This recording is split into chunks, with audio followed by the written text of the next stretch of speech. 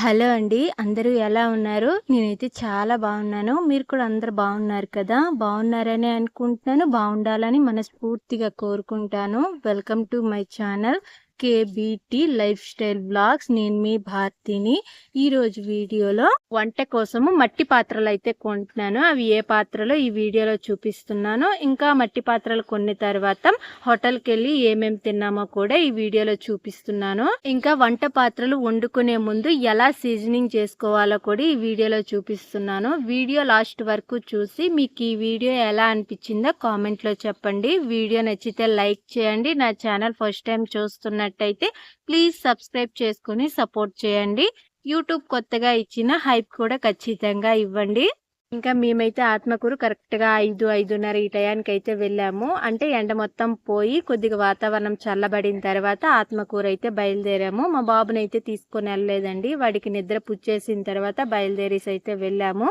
ఎండతోటి బయటికి వెళ్ళాలంటే చాలా కష్టంగా ఉంది. అందుకని కొద్దిగా వాతావరణం చల్లబడిన తర్వాత సాయంకాలం 5 గంటలకు అయితే వెళ్ళాము. ఇంకా మేము ఆత్మకూరు వెళ్ళగానే ఫస్ట్ అయితే జ్యూస్ తీసుకొని తాగాము. నేను లస్సీ తీసుకొని తాగాను. మా ఆయనేమో నార్మల్ లెమన్ వాటర్ ఒకటి తీసుకొని తాగారు. మజ్జిగ ఒకటి తీసుకొని అయితే తాగారు. నేను కేవలం లస్సీ ఒకటే తీసుకున్నాను. ఇంకా మేము వెళ్ళేటప్పటికి సూర్యుడు కూడా వెళ్ళిపోతున్నాడు. సూర్యాస్తమం కూడా అవుతుంది. ఆత్మకూరులో సూర్యాస్తమం సమయంలో చూడండి ఎలా ఉందో. అంత ఎక్కువగా చీకటి అయితే ఏం పడలేదు. మేము ఆత్మకూరుకు వచ్చేటప్పటికి 6 ఈ టైం అయితే అయిపోయింది. అంటే లైట్ గా చీకటి పడుతుంది అనమాట. ఇంకా మేమైతే ఆదివారం రోజు అయితే ఆత్మకూరు వెళ్ళామండి. నేను కేవలం మట్టి పాత్రలు తీసుకోవడానికి మాత్రమే వెళ్ళాను. వేరే పని అయితే నాకేమీ లేదు ఆత్మకూరులో. కానీ మేము వెళ్ళేటప్పటికి ఎక్కడ కూడా మట్టి పాత్రలు అయితే లేవు. ఆదివారం రోజు వెళ్ళడం వల్ల గల ఎక్కడ కూడా పెట్టలేదు. ఇంకా ఒక బండి మీద ఏమో మట్టి పాత్రలు అమ్మేది అనేసి పక్కనే ఫోన్ నెంబర్లు అయితే రాసి ఉందరు. ఆ ఫోన్ నెంబర్కి ఫోన్ చేసి డైరెక్ట్ గా గూడెం దగ్గరికి వెళ్ళిపోయాము. మట్టి పాత్రలు పెట్టే గూడెం ఉంటది కదా, ఆ గూడెం దగ్గరికి వెళ్ళిపోయి ఇక్కడైతే తీసుకున్నాం అనమాట. ఈ గూడెంలో అయితే అన్ని రకాల మట్టి పాత్రలు ఉన్నాయండి. నాకైతే బాగా నచ్చాయి. నేను 2 రకాల మట్టి పాత్రలు అయితే తీసుకున్నాను. 2 కూడా కూర వండుకోవడానికే తీసుకున్నానండి. అన్నం వండుకునేదానికి ఒకటి తీసుకుందాం అనుకున్నాను కానీ నాకు సరిగ్గా వంచడం రాదనేసి ఎందుకులే అనిపించింది. ఫస్ట్ అయితే కూర వండుకునేవి 2 అయితే తీసుకున్నాను. అవి ఏవేవి తీసుకున్నానో నేను మళ్ళీ చూపిస్తాను. అవి ఇక్కడ మట్టితో చేసిన వస్తువులన్నీ కూడా బాగున్నాయండి. నల్ల మట్టితో చేసిన వస్తువులు ఉన్నాయి, మామూలుగా మట్టి కలర్తో చేసిన వస్తువులు కూడా ఉన్నాయి. నేనైతే నల్ల కలర్ ఒక పాత్ర కూడా తీసుకుందాం అనుకున్నాను. కానీ మా ఆయన ఏమో వద్దులే, ఎందుకు వీడియోలో చూపించడానికి, నల్ల పాత్రలో అంత బాగుండదు, మట్టి కలర్లో ఉండేటి 2 తీసేసుకో అన్నారు.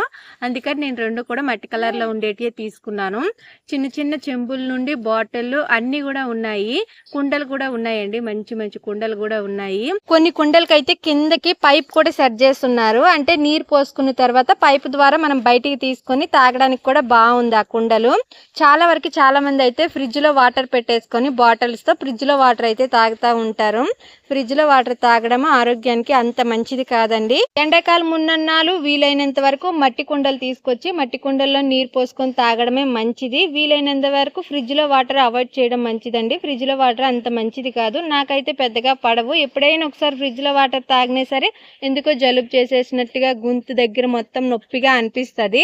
నేను పెద్దగా అయితే ఫ్రిడ్జ్ లో వాటర్ తాగనండి.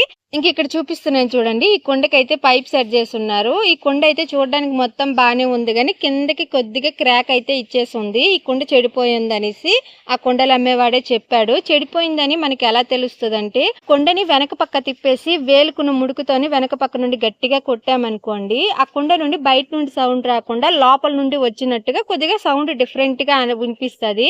అలా వినిపించింది అనుకోండి, కుండ లోపల ఎక్కడో క్రాక్ ఇచ్చేసి చెడిపోయింది అని అర్థం అనమాట. మనం ఇలా చెక్ చేసుకోవచ్చు. అలా కాకుండా కుండ మీద కొట్టినప్పుడు సౌండ్ గట్టిగా వినిపించింది అనుకోండి, ఆ కుండ బాగున్నట్టు మంచి మట్టితో చేసినట్టు అనమాట. ఇంక ఇక్కడైతే మట్టితో చేసిన బాటిల్ కూడా చూడండి, ఇక్కడ చూపించాను కదా, బాటిల్ కూడా చూడడానికి చాలా బాగుంది. పైన కూడా పువ్వులు ఇవన్నీ వేసి డిజైన్లు వేసి అయితే చాలా అందంగా బాగా చేస్తున్నారు. నాకు ఆ బాటిల్ అయితే బాగా నచ్చింది, తీసుకుందాం అనుకున్నాను. కానీ మా ఆయన అయితే వద్దనేసారండి. ఎందుకు, ఇప్పుడు తీసుకున్నవి జాగ్రత్తగా వాడు, అవి జాగ్రత్తగా వాడితే అప్పుడు ఇంట్లో వంటల్లోకి కావాల్సినవి ఇంకేవైనా మట్టి పాత్రలు తీసుకుందువు కానీ ఇప్పుడు తీసుకున్నవి అయితే జాగ్రత్తగా వాడని అయితే అన్నారు. ఇంకా నాకైతే ఒక డబ్బులు దాచుకునే సిల్క్ ఉంటుంది కదా, అది కూడా తీసుకుందాం అనుకున్నాను. కానీ వద్దని ఇస్తారు. ఇంకా నా దగ్గర కూడా పెద్దగా ఎక్కువగా చేతిలో అయితే డబ్బులు ఉండవండి, చిల్లర అయితే అస్సలు ఉండదు. ఎప్పుడు ఉంటే అకౌంట్లో ఉంటాయి, లేకపోతే లేదనమాట. ఇంకెందుకులే నా దగ్గర డబ్బులు కూడా ఎక్కువగా ఉండవు, తీసుకుని ఎందుకు అనవసరంగా దాచిపెట్టుకోవడం అనిపించింది. అందుకని నేను అది కూడా తీసుకోలేదన్నమాట. కేవలం వంట కోసం మాత్రమే 2 పాత్రలు తీసుకున్నాను. అవి ఇంటికి వెళ్ళిన తర్వాత చూపిస్తాను ఏమేమి తీసుకున్నాను.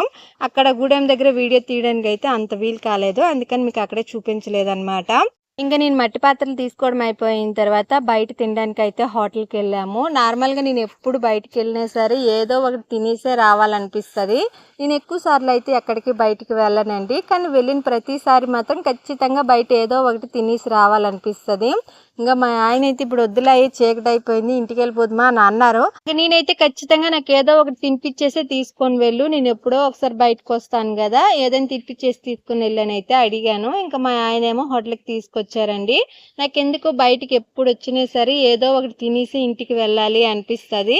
నేను ఎక్కువగా బయటికి రాను కదా, అందుకని నాకు బయట తినడం అంటే చాలా ఇష్టం అండి. ఎప్పుడైనా నెలకు ఒకసారి 2 నెలలకు ఒకసారి బయటికి వచ్చి హోటల్కి కానీ బయట ఏవైనా దాబాల దగ్గరికి వెళ్ళి కానీ తినడం అంటే చాలా ఇష్టము. ఒక్కొక్కరికి ఒక్కొక్కటి ఇష్టం ఉంటుంది. నాకైతే ఇలా బయటికి వెళ్ళి ఏదైనా తిని రావడం అంటే చాలా ఇష్టము. పానీపూరి అంటే నాకు పెద్దగా ఇష్టం ఉండదు, కానీ చాటు ఇలాంటివి ఉంటాయి కదా, అవి బయట తినడం అంటే చాలా ఇష్టం అండి. కానీ నేను ఎక్కువగా బయటికి వెళ్ళను అనమాట. ఇంకా మేమైతే హోటల్కి వచ్చిన తర్వాత అలా ఒక ప్లేట్ అయితే ఇచ్చారు. నేను ఫస్ట్ అయితే చేతులు కడుక్కొని వచ్చేసాను. దాని తర్వాత వాళ్ళు ఇచ్చిన ప్లేట్ అయితే నార్మల్ టిష్యూ పేపర్తో అయితే నీట్గా క్లీన్ చేసేసుకున్నాను. ఇంకా మేము హోటల్కి వెళ్ళగానే ఫస్ట్ అయితే ఒక వాటర్ బాటిల్ అయితే ఆర్డర్ పెట్టాము. ఎందుకో విపరీతమైన దాహం అనిపిస్తుంది. నార్మల్గానే మేము సాయంకాలం వెళ్ళాము, అప్పటికే చాలా దాహంగా అనిపిస్తుంది. అదే మధ్యాహ్నం పూట తెల్లవారు పూట వెళ్తే ఇంకా తిరిగి రాలేమనుకుంటా, ఎక్కడో దగ్గర ఖచ్చితంగా కళ్ళు తిరిగి పడిపోవాల్సిందని. ఈ ఎండలు అయితే అలా కాస్తున్నాయండి. ఎండాకాలం అవడం వల్ల సాయంకాలం అయినా సరే దాహంగా ఒక రకమైన ఫీల్ అయితే ఉంటుంది. ఇంక నేనైతే మెనూ చూసి నాకు కావాల్సిన ఫస్ట్ అయితే చిల్లీ చికెన్ అయితే ఆర్డర్ పెట్టాను. ఈ చిల్లీ చికెన్ టేస్ట్ చాలా బాగుంటుంది. మేము ఇంతకుముందు రెగ్యులర్గా ఒక హోటల్కి అయితే వెళ్ళే వాళ్ళమండి. ఆ హోటల్లో చిల్లీ చికెన్ కానీ కబాబు కానీ చికెన్ ఫ్రైడ్ రైస్ కానీ ఇవైతే చాలా బాగుండేవి, టేస్ట్ చాలా బాగుండేది. అది కూడా డాబాయే. ఇప్పుడు మేము వచ్చింది కూడా డాబాయేనండి. ఇప్పుడు మేము ప్రస్తుతానికి వచ్చిన డాబా అయితే కొత్తగా రీసెంట్గా అయితే స్టార్ట్ చేశారు. ఈ డాబాలో టేస్ట్లన్నీ ఎలా ఉంటాయో ఒకసారి ట్రై చేద్దామని అయితే వచ్చాము. కానీ మేము ఇంతకు ముందు వెళ్ళే దాబా కాడికి ఇక్కడ టేస్ట్ కొద్దిగా తక్కువేనండి. నేను తినే చిల్లీ చికెన్ టేస్ట్ అయితే కొద్దిగా తక్కువగానే ఉంది, అక్కడ ఇంకా బాగుండేది. దీంట్లో స్పైసీనెస్ ఇవన్నీ కూడా కొద్దిగా తక్కువగా ఉన్నాయన్నమాట. ఉప్పు కారం కొద్దిగా తక్కువగా ఉన్నాయి, చప్పగా ఉన్నాయి. నార్మల్గా చిల్లీ చికెన్ అంటే కారంగా ఉండాలి, అప్పుడే తినడానికి టేస్ట్ బాగుంటుంది. కాకపోతే ఇందులో కారం కొద్దిగా తక్కువగా ఉంది, అందుకని తినడానికి అంత ఎక్కువగా ఇష్టంగా లేదు. అలా అని మరీ చెత్తగా అయితే ఏం లేదులేండి, తినడానికి అయితే పర్వాలేదు, తినొచ్చు అనమాట, బాగానే ఉంది. ఈ చిల్లీ చికెన్ అయితే ఒక ప్లేట్ తీసుకున్నామండి. నార్మల్గా అయితే నేను హాఫ్ ప్లేట్ తీసుకుందాం అనుకున్నాను, కానీ చిల్లీ చికెన్ హాఫ్ ప్లేట్ రాదంట, వస్తే ఫుల్ మిల్ వస్తుంది, లేకపోతే లేదంట. అందుకని ఫుల్ ప్లేట్ తీసేసుకుని అయితే చెరు కొద్దిగా అయితే తినేసాము. తినడానికి అయితే బాగుంది. ఈ చిల్లీ చికెన్లోకి పరోటా కానీ లేకపోతే చపాతీ కానీ చాలా బాగుంటుంది టేస్ట్. నేనైతే పరోటాలు ఏం తీసుకోలేదండి, నార్మల్గా కేవలం చికెన్ మాత్రమే తినేసాను. ఇది తిన్న తర్వాత బిర్యానీ తిందామనేసి పరోటాలు ఏమి కూడా తీసుకోలేదన్నమాట. మీలో ఎంతమందికి ఇలా బయటికి వెళ్ళి తినడం అంటే ఇష్టమో ఖచ్చితంగా కామెంట్లో చెప్పండి. నాకైతే ఇది ఒక రకమైన పిచ్చి అనమాట. ఎప్పుడైనా ఒకసారి బయటికి వెళ్ళి తినడం అంటే, బయటికి వెళ్ళి తినడం అనే కాదు, సినిమా హాల్కి వెళ్ళడం కానీ బీచ్కి వెళ్ళడం కానీ ఎక్కడికైనా పార్కులకి వెళ్ళడం అనే సరే చాలా ఇష్టము. కానీ నాకెందుకో బయటకు వెళ్ళడానికి మాత్రం టైం కుదరదండి. ఎప్పుడు కూడా మా ఆయన డ్యూటీల మీద బయట ఉంటారు, ఇంకా నాకు కూడా ఇంటికాడ మొత్తం చూసుకునే బాధ్యత అంతా నా మీదే ఉండడం వల్ల ఇలా సరదాగా బయటకు వెళ్ళి రావడానికి వీలైతే కావటం లేదు. ఎప్పుడైనా ఏదో ఒక పని మీద బయటకు వచ్చినప్పుడు ఇలా సరదాగా తినేసి అయితే ఇంటికి వెళ్తా ఉంటాము. ఇంక ఇక్కడ బిర్యానీ టేస్ట్ కూడా పర్లేదు, ఓకేగా ఉంది. మరి టేస్ట్ అయితే ఎక్కువేం లేదు, కొద్దిగా చప్పగానే ఉంది. దీంట్లో కూడా స్పైసీనెస్ కొద్దిగా తక్కువగానే ఉందండి. ఇంతకు ముందు మేము వెళ్ళే హోటల్ కాడికి ఇక్కడ టేస్ట్ మాత్రం కొద్దిగా తక్కువగానే అనిపించింది. ఎక్కువగా స్పైసీనెస్ ఉంటేనే ఏమైనా తినడానికి బాగుంటుంది, మరి చప్పగా ఉంటే తినాలనిపించదు. ఇక్కడ ఎందుకో చప్పగా అనిపిస్తుంది, కానీ తినొచ్చు. కొద్దిగా చప్పగా తినే వాళ్ళకి అలవాటు ఉండే వాళ్ళకైతే ఇవి నచ్చుతాయి, కానీ మేము కొద్దిగా ఎక్కువగా కారం తింటాం కాబట్టి నాకు కొద్దిగా చప్పగా అనిపిస్తుంది, అంత ఎక్కువగా నచ్చలేదు. కానీ తినొచ్చండి. మరీ వరస్ట్‌గా అయితే ఏమీ లేదు. ఇంక నేనైతే చాలా ఇష్టంగానే తిన్నాను. ఈ చికెన్ బిర్యానీలోకి ఉల్లిపాయ నంజుకొని తింటుంటే భలే ఉందండి. నాకు నచ్చింది. ఈ 2 కాంబినేషన్‌కి ఇంకా మధ్య మధ్యలో నిమ్మకాయ పిండుకొని తింటుంటే భలే అనిపించింది. ఇంకా మా ఆయన కూడా పర్లేదు బానే తిన్నారు. ఒక్క ప్లేటే తీసుకున్నామండి బిర్యానీ. మళ్ళీ ఇంటికెళ్ళిన తర్వాత ఏదో ఒకటి తినాలనేసి. ఇంకా తినడం అయిపోయిన తర్వాత ఇంట్లో కూరగాయలు తీసుకోవడానికైతే మార్కెట్‌కొచ్చాము. మేము ఈ కూరగాయల మార్కెట్‌కొచ్చేటప్పటికి టైం అయితే కరెక్ట్‌గా 7:30 8 ఈ టైం అయితే అయిపోయింది. మేము కరెక్ట్‌గా 5:30 ఈ టయానికి వచ్చాం కదా! ఇంటికెళ్ళినప్పటికి 8:30 టైం అయితే అయ్యిందండి. కూరగాయలైతే అంత ఎక్కువ ఏం బాలేవు. సాయంకాలం అయిపోయింది కదా! కూరగాయలు ఎప్పుడు బావుండాలన్నా సరే ఎప్పుడైనా సరే తెల్లవారొచ్చి తీసుకొని వెళ్ళాలి. చాలా ఫ్రెష్‌గా బావుంటాయి. ఇలా సాయంకాలం రాత్రి వచ్చామనుకోండి కూరగాయలు అసలు ఏం బావుండవు. చాలా వరకు చెడిపోయినవి, బాగా వాడిపోయినవి మాత్రమే ఉంటాయి. ఫ్రెష్‌గా ఉండాలంటే తెల్లవారి తీసుకొని వెళ్తేనే బావుంటాయి. చాలా వరకు సాయంకాలం అయితే చెడిపోయినవే ఉంటాయి. ఎక్కువగా ఏరుకొనైతే తీసుకోవాల్సొస్తది కూరగాయలు. కానీ మాకిప్పుడు టైం కుదిరింది కాబట్టి మేము సాయంకాలం వచ్చేసి కొన్ని రకాల కూరగాయలైతే తీసుకొనెళ్తున్నాము. కూరగాయల రేట్లు కూడా చాలా ఎక్కువగా పెరిగిపోయున్నాయండి. అంత తేలిగ్గా అయితే ఏమీ లేవు. మేము కొద్ది కూరగాయలే తీసుకున్నాం గానీ రూ. 150 అయ్యిందండి. 4, 5 రకాల కూరగాయలే తీసుకున్నాము. టమాటా రేటయితే రూ. 80 ఉంది కిలో టమాటా. ఎంత ఎక్కువ రేట్లయితే ఉన్నాయి కూరగాయల రేట్లు. బాగా పెరిగాయి కూరగాయల రేట్లు. 10 రోజుల ముందయితే ఇంత ఎక్కువగా కూరగాయల రేట్లు లేవండి. నార్మల్‌గా రూ. 100కే 4, 5 రకాల కూరగాయలయితే వచ్చేటియి. కానీ ఇప్పుడు రూ. 150కి 3 రకాల కూరగాయలే వస్తున్నాయి. అంత ఎక్కువ రేటయితే పెరిగాయి. ఇంకా ఖచ్చితంగా కూరగాయలయితే తీసుకొనెళ్ళాలి. ఇంట్లో అయితే అసలు ఏమీ లేవు. అయిపోయున్నాయి. ఇంకా మాది పల్లెటూరు కాబట్టి పెద్దగా షాపులేమీ ఉండకపోవడం వల్ల ఖచ్చితంగా ఎప్పుడు ఆత్మకూర వచ్చినా సరే ఇంట్లోకి కావాల్సినవన్నీ కూడా ఇక్కడే తీసుకొని వెళ్ళిపోతాము.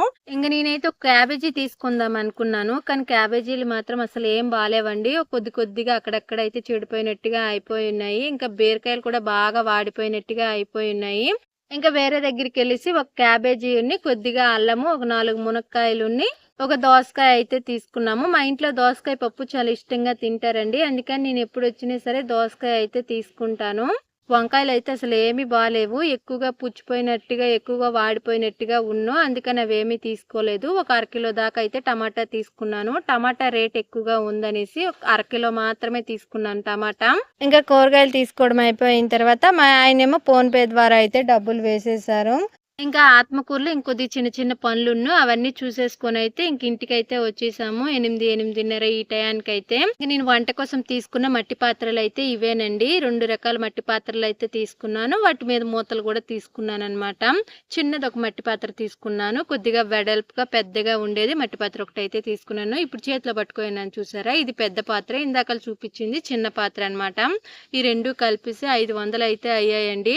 అసలు బేరం ఆడకుండా మా ఆయన అయితే తీసేసుకున్నారు. ఈ 2 ఇచ్చి 500 అనగానే మా ఆయన అయితే ఫోన్‌పే చేసేసారు. నేను కనీసం ఒక 50, 100 రూపాయలైనా బేరం ఆడదాం అనుకున్నాను కానీ ఎందుకులే అనేసారు మా ఆయన. ఇంక నేను కూడా బేరం అయితే ఏం ఆడలేదు. 500 అయ్యాయండి.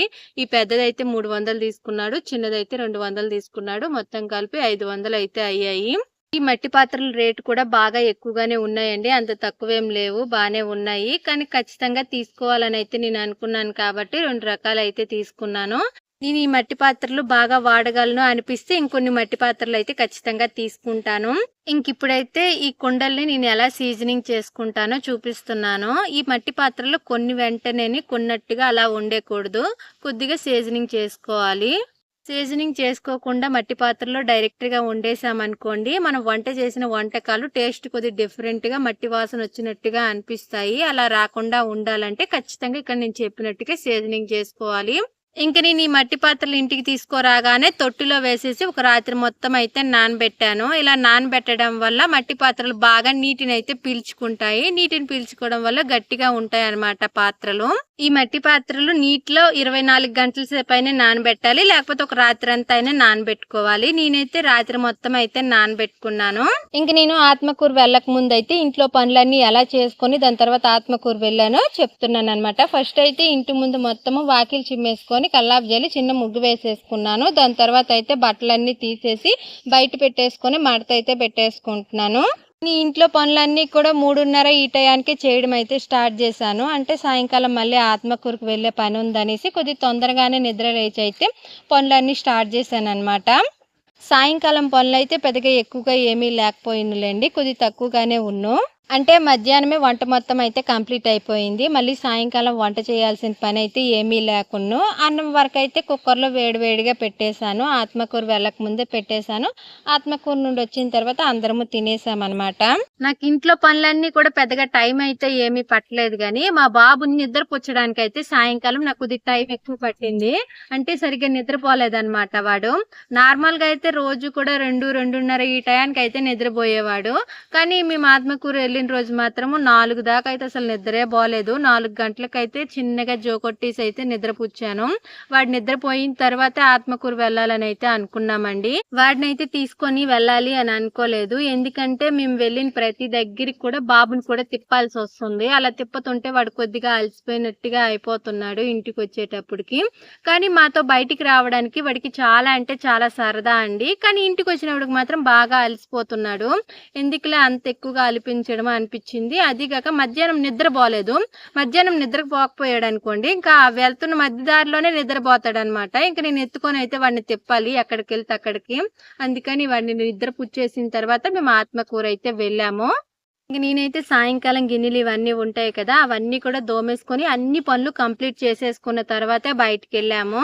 నేను మామూలుగా అయితే వీడియో ఫస్ట్‌లోనే ఇప్పుడు నేను చేసుకున్న పనులన్నీ కూడా చూపించాలి. కానీ ఎప్పుడు కూడా ఇంట్లో చేసుకునే పనులే ఎక్కువగా చూపిస్తున్నాననేసి ఫస్ట్ మేము ఆత్మకూరు వెళ్ళి అక్కడ చేసుకున్నవన్నీ చూపించిన తర్వాత లాస్ట్‌లో నేను ఇంట్లో చేసుకున్న పనులైతే చూపిస్తున్నాను.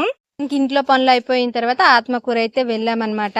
ఇంక నేను ఆత్మకూరు నుండి రాగానే ఈ కుండలైతే నానబెట్టుకున్నాను అన్నాను కదా, పక్క రోజుకైతే బాగా నానిపోయాయన్నమాట. ఇప్పుడు ఇవైతే బయటికి తీసుకుంటున్నాను. నేనైతే కరెక్ట్‌గా ఒక 12, 13 గంటల సేపు అయితే నానబెట్టుకున్నానండి. తెల్లవారి 10, 10:30 ఈ టయానికైతే కుండలు బయటికి తీశాను. అంటే ఆ టైంలోనే నాకు ఇంట్లో ఉండే తెల్లవారి పనులన్నీ కూడా కంప్లీట్ అయ్యాయి. మొత్తం ఇంట్లో పనులన్నీ అయిపోయిన తర్వాత ఈ కుండల పని అయితే చేసుకుంటున్నానన్నమాట.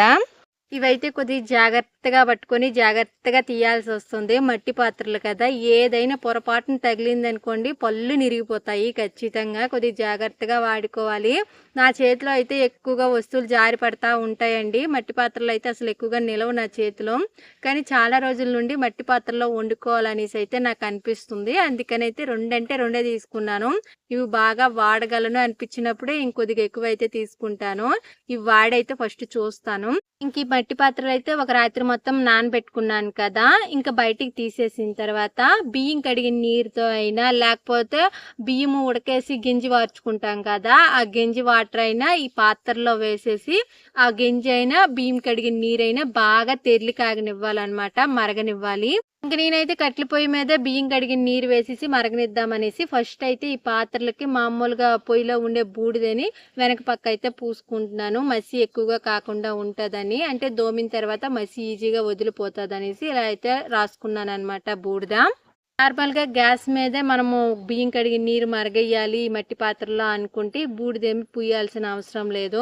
నేను ఈ బూడిద అయితే బాగానే పూసాను కానీ మొత్తం కడిగిన తర్వాత నీట్గా అయితే మసి ఏమి వదలలేదండి. నేను మళ్ళీ చూపిస్తాను మసి ఎంతవరకు వదిలిందో. ఇంక ఈ 2 పాత్రలకి నీట్గా బూడిద పూసేసుకున్న తర్వాత బియ్యం కడిగిన నీరైతే 2 పాత్రల్లో వేసేసుకున్నాను. దాని తర్వాత పొయ్యి అయితే వెలిగించుకుంటున్నానండి. నేను పక్క రోజు 10, 10:30 ఈ టయానికైతే ఈ పొయ్యి మీద బియ్యం కడిగిన నీరు ఈ మట్టి పాత్రలో వేసుకొని అయితే మరిగించుకుంటున్నాను. ఎండ అయితే కొద్దిగా బాగానే కాస్తుందండి. నేను ఈరోజు తెల్లవారులేసి పొయ్యి మీద అయితే వంట ఏమీ చేయలేదు. టిఫిన్ కానీ కూర కానీ ఏది కూడా కట్టెల పొయ్యి మీద అయితే చేయలేదు. మొత్తం కూడా గ్యాస్ మీదే చేసేసుకున్నాను. కేవలం ఇప్పుడు ఈ మట్టి పాత్రల్లోనే మామూలుగా బియ్యం కడిగిన నీరు మరగేయడానికి మాత్రమే పొయ్యి మంట అయితే వేసుకుంటున్నాను. గ్యాస్ మీద పెట్టేయచ్చు కానీ కొద్దిగా పెద్ద పాత్రలు అయ్యి ఎక్కువ నీరు పట్టాయి కదా, గ్యాస్ మీద పెట్టుకుంటే గ్యాస్ ఎక్కువ అయిపోతుంది అనేసి కట్టెల పొయ్యి మీదే పెట్టేశాను. లేట్ అయినా పర్వాలేదు, గ్యాస్ కొద్దిగా మిగిలేయాలనేసి నా ఆలోచన అనమాట.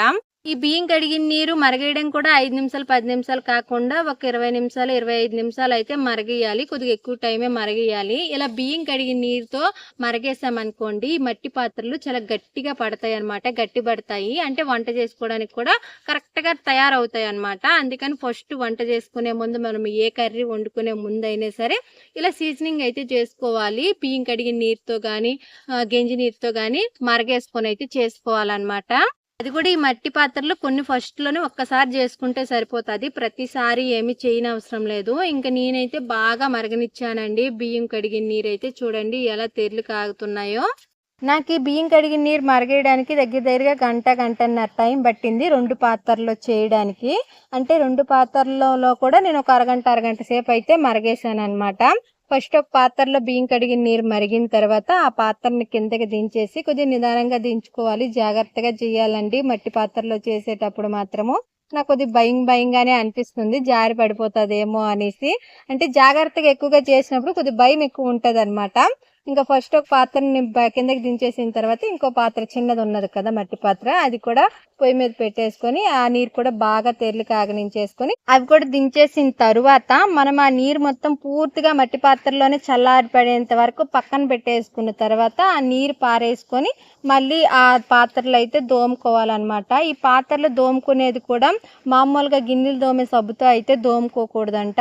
ఇవి మట్టి పాత్రలు కాబట్టి చాలా తొందరగా గిన్నెలు దోమే సబ్బుని అయితే అబ్జర్వేషన్ చేసుకుంటాయి. అందుకని ఎప్పుడు కూడా గిన్నెలు దోమిన సబ్బుతో అయితే మనం ఈ మట్టి పాత్రలు దోమకూడదంట.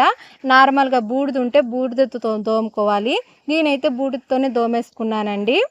లేదనుకోండి ఇంట్లో ఉండే సాల్ట్ అయినా కల్లుప్పు అయినా వేసుకొని కొద్దిగా నిమ్మరసం వేసుకొని అయితే కడుక్కోవాలి. అలా కాకుండా లేదనుకోండి ఏవైనా మనం బయట గిన్నెలు కడుక్కునే లిక్విడ్లు ఉంటాయి కదా, ఆ లిక్విడ్లు వేసుకొని అయినా సరే దోముకుని వెంటనే ఏ పాత్ర అప్పటికప్పుడే కడిగేసుకోవాలన్నమాట. అంటే దోమేసిన తర్వాత ఒక 2 నిమిషాలు కూడా పక్కన పెట్టకూడదు. లిక్విడ్లు ఏ వేసి కడిగినా సరే వెంటనే కడిగేసుకొని అయితే బయట ఆరబెట్టేసుకోవాలి. లేకపోతే ఆ లిక్విడ్లు కూడా ఈ మట్టి పాత్రలు అయితే అబ్జర్వేషన్ చేసుకుంటాయి. కొద్దిగా జాగ్రత్తగానే కడుక్కోవాలి. నేనైతే కేవలం బూడిదతోనే దోముకున్నానండి. దోమడం అయిపోయిన తర్వాత నేనైతే పొడిగుడ్డుతో అయితే తుడుచుకుంటున్నాను. నేను ఇవి కట్టెల పొయ్యి మీద పెట్టేసి అయితే ఉడకేసాను కదా, అందువల్ల మసి అయితే నీట్గా వదలలేదండి. మట్టి పాత్రలు అవడం వల్ల మసి బాగా అబ్జర్వేషన్ చేసుకున్నాయి. మసి అయితే పూర్తిగా వదలలేదండి. కొద్దిగా వెనక పక్క అయితే కొద్దిగా ఉండిపోయింది నల్లగా. ఇంకా నేను మొత్తం నీట్గా కడుక్కున్న తర్వాత పొడిగుడ్డుతో నీట్గా తుడిచేసుకున్న తర్వాత మామూలుగా మనం వంటల్లో వాడుకునే నూనె ఉంటుంది కదా, ఆ నూనె కొద్దిగా పాత్రల మీద అన్నిటి మీద వేసుకొని మొత్తం నీట్గా ఎక్కడ బొల్లి లేకుండా మొత్తం అయితే నూనె అప్లై చేసేసుకోవాలి. నూనె అప్లై చేసుకోవడం అయిపోయిన తర్వాత మనము ఒక 6-7 గంటల సేపు అయితే ఎండలో ఆరబెట్టుకోవాలన్నమాట. ఈ మట్టి పాత్రలు అంటే మనం రాసిన ఈ నూనె మట్టి బాగా అంటే పాత్రలు బాగా నూనె మొత్తం బాగా అబ్జర్వేషన్ చేసుకునేంత వరకు అయితే ఎండలో ఆరబెట్టుకోవాలన్నమాట. నేనైతే 1-2 సార్లు అయితే నూనె అప్లై చేసుకొని ఎండలో ఆరబెట్టుకున్నాను. మొత్తం 3 సార్లు అయితే నేను నూనె రాసేసి అయితే ఎండలో పెట్టానండి. ఇంతేనండి సీజనింగ్ చేసుకోవడము. సింపుల్గా చేసేసుకోవచ్చు. టైం కూడా ఎక్కువ పట్టదు. ఇప్పుడైతే మనం వంట చేసుకునేదానికి ఈ పాత్రలు అయితే రెడీ అయిపోయాయి. ఇప్పుడు ఈ పాత్రలో ఏమైనా వండుకోవచ్చు. అన్నమైనా కూర అయినా ఏదైనా వండుకోవచ్చు. నీట్గా వస్తాయి. మట్టి పాత్రలో వంట చేసుకోవడం వల్ల ఆరోగ్యానికి అయితే చాలా అంటే చాలా మంచిది. ఇంకా టేస్ట్ కూడా చాలా బాగా వస్తుంది. కాకపోతే ఎక్కువ మంది మట్టి పాత్రలో వండడానికి అయితే ఇష్టపడరు. ఎందుకంటే ఈ మట్టి పాత్రలు ఎక్కువ రోజులైతే మనం వాడలేము. అంటే ఈ మట్టి పాత్రలో కొద్దిగా జాగ్రత్తగా చేయాలి. పొరపాటును కూడా చేయి జారి కింద పడకూడదు అనమాట. పడింది అంటే ఇంకా ఆ పాత్ర వేస్ట్ అయిపోయినట్టేని. అలా మనం ఎక్కువగా కొనలేమనేసి ఎక్కువ మంది ఈ మట్టి పాత్రలో వండడానికి అయితే ఇష్టపడరు. అంటే జాగ్రత్తగా చేసుకోలేమనేసి. చేసుకోవడం వల్ల ఇబ్బంది ఏమీ ఉండదు. ఇంక ఈ మట్టి పాత్రలో వంట చేసినప్పుడు కూడా కొద్దిగా జాగ్రత్తగా చేసుకోవాలి. అంటే పాత్ర బాగా వేడైపోయిన తర్వాత ఆయిల్ వేయకూడదండి. అలా వేసామనుకోండి పాత్ర పేలిపోయే అవకాశం ఉంటుంది. అందుకని వేడి అవ్వక ముందేనే ఆయిల్ వేసుకొని అయితే వంట చేసుకోవాలన్నమాట. ఇంక ఈ వీడియో అయితే ఇంతేనండి. నాకైతే ఈ పాత్రలు బాగా నచ్చాయి. మీకు ఎలా అనిపించిందో ఈ మట్టి పాత్రలు ఖచ్చితంగా కామెంట్లో చెప్పండి. నేను నెక్స్ట్ వీడియోలో నుండి ఈ మట్టి పాత్రలో వంటలు కూడా ఎలా చేసుకుంటానో ఖచ్చితంగా చూపిస్తాను. ఇంక ఈ మట్టి పాత్రలకి నీట్గా నూనె రాసేసి మొత్తం ఎండలో పెట్టేసి నీట్గా ఎండలో పెట్టిన తర్వాత ఆరిపోయిన తర్వాత ఇగోండి ఇక్కడ చూపించినట్టుగా ఇలా అయితే తయారయ్యాయి. ఇప్పుడు వీటిల్లో వంట అయితే చేసుకోవచ్చు. ఇంక ఈ వీడియో అయితే ఇంతేనే. వీడియో నచ్చుంటే లైక్ చేయండి. నా ఛానల్ ఫస్ట్ టైం చూస్తున్నట్టయితే ప్లీజ్ సబ్స్క్రైబ్ చేసుకొని సపోర్ట్ చేయండి. Thank you friends. Bye bye.